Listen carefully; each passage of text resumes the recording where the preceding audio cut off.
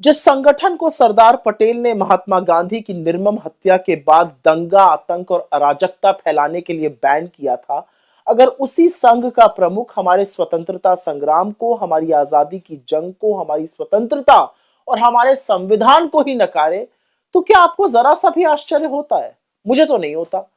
मुझे दुख जरूर होता है और इस बात का दुख होता है कि इस देश में इस कदर नफरत फैला दी गई है, ऐसा माहौल बना दिया गया है कि आज मोहन भागवत जैसे आदमी की हिम्मत है कि वो इस देश की आजादी पर सवाल उठाकर ये कह सक रहे हैं कि हम 1947 में आजाद ही नहीं हुए थे। अच्छा, अगर आजादी नहीं मिली तो स्वतंत्रता की लड़ाई किससे लड़ी गई, क्यों लड़ी गई?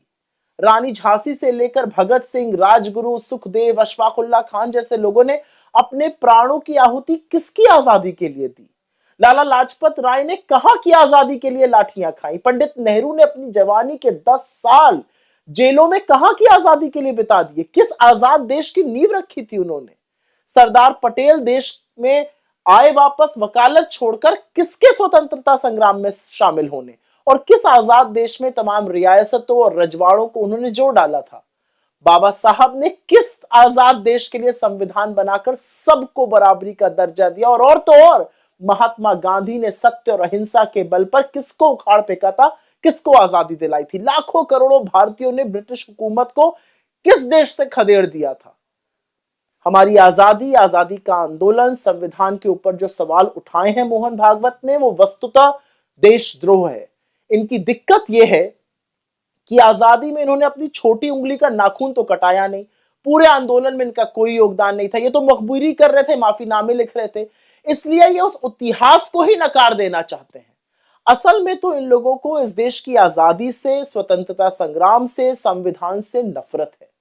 जिन्होंने संविधान की प्रतियां जलाई हों, जिन्होंने बाबा साहब के पुतले फूके हों, जिन्होंने 53 साल तक तिरंगे का बहिष्कार किया, वो ना आजादी को समझ सकते हैं, ना देश के संविधान को समझ सकते हैं। असल में इनके अंदर एक कुंठा है, और कुंठा यह है कि इनके पास एक भी ऐसा आदर्श नहीं है जिसका इस पूरे देश में सम्मान हो। इनके आदर्श तो अंग्रेजों की मुखबिरी करते थे, माफीनामे लिखते थे, अंग्रेजों का साथ देते थे, बताते थे कि कैसे 1942 का भारत छोड़ो आंदोलन, उसका कैसे दमन किया जाए।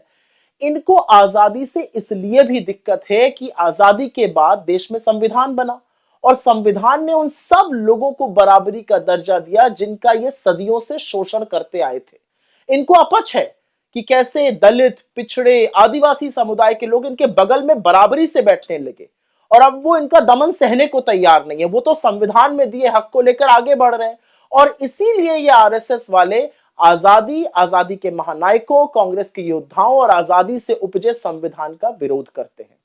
और जब ये फंसे तो ये स्टेट शब्द के पीछे छिपने लगे। क्या गलत कहा है राहुल गांधी ने? बिल्कुल ठीक ही तो कहा है। हमारी लड़ाई पूरे तंत्र से है, उस स्टेट से है जिस पर पूरा का पूरा संघ काबिज है। एक निरंकुश सरकार से है। मूर्ख भाजपाइयों को राष्ट्र और स्टेट में अंतर नहीं पता है। स्टेट निकम्मी सरकार, भ्रष्ट नौकरशाह, संघियों से बड़ी एजेंसी, और 100% हमारी लड़ाई उनसे है जो हम पूरी शिद्दत से लड़ रहे हैं। अरे कुछ नहीं तो संविधान का आर्टिकल 12 ही पढ़ लिया होता, उसमें आपको पता चल जाता कि स्टेट का मतलब कुछ और है, राष्ट्र का मतलब कुछ और है। लेकिन एक बात माननी पड़ेगी कि राहुल गांधी जैसी वैचारिक स्पष्टता और किसी में नहीं है। उन्होंने बिना संशय के इस देशद्रोही वक्तव्य को वो बुलाया जो बुलाना चाहिए था। असलियत तो यह है कि मोहन भागवत ने यह वक्तव्य 48 घंटे पहले दिया था। सुई टपक सन्नाटा छाया हुआ था, मीडिया भी सोया हुआ था, विपक्ष भी शांत था। जब राहुल गांधी ने इस बारे में बात करी तब सब लोगों ने इस पर बोलना शुरू किया और मोहन भागवत की कलई खुलने लगी। आज इस देश को जरूरत है एक ऐसे नेता की जो बेबाकी से, बिना संशय के विचारधारा की लड़ाई लड़ सके, जो गलत को गलत कहने का मादा रखता हो, और वो राहुल गांधी हैं, जिनकी रगों में बलिदानियों का खून दौड़ रहा है, जिनके पूर्वजों, पुरखों, अपनों का खून इस देश के तिरंगे में शामिल है। और राहुल गांधी ने जो आरएसएस को लेकर और आरएसएस प्रमुख के उस घटिया बयान को लेकर कहा है वो 100% सच है। इस देश की आजादी पर सवाल उठाना देशद्रोह है, उससे इतर और कुछ नहीं।